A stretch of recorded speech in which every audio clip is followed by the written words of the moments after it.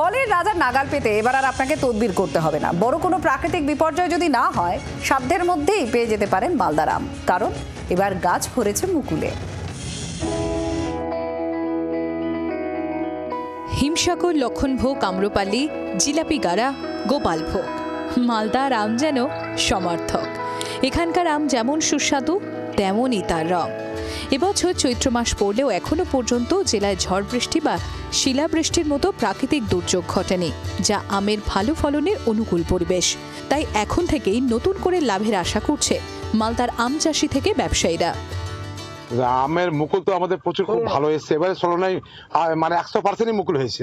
আমাদের আম হচ্ছে আপনার এখানে আগরতলা যাই, তারপরে আপনার ইসে যাই মেদিনীপুর, আর আপনার ইসে কি জানি ওই কলকাতার দিকে যাই, বারাসাতে যাই। মুকুল এবং আমের যে গুটি হয়েছে খুব ভালো ফলনের আমরা আশা করছি। এবছর অনিয়ারে এখন অবধি আবহাওয়া অনুকূলে আছে।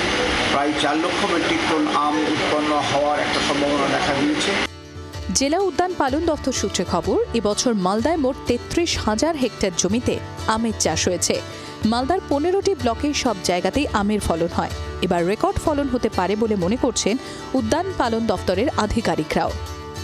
ফলন গত বছরের তুলনায় এবছর আশা করছি অনেকটাই বেশি হবে। এবছর 3,50,000 মেট্রিক টন আশা করছি পেরিয়ে যাবে, যদি না কোনো কালবৈশাখী ঝড় বা কোনো শিলাবৃষ্টি দিয়ে ক্ষয়ক্ষতি হয়।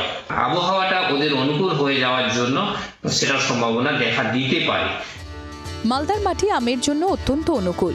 সেই সঙ্গে আবহাওয়া অনুকূল থাকলে শুধু পরিষ্কার জল স্প্রে করেই রোগ পোকার সংক্রমণ রোখা যায়। এবারও তেমনই পরিবেশ।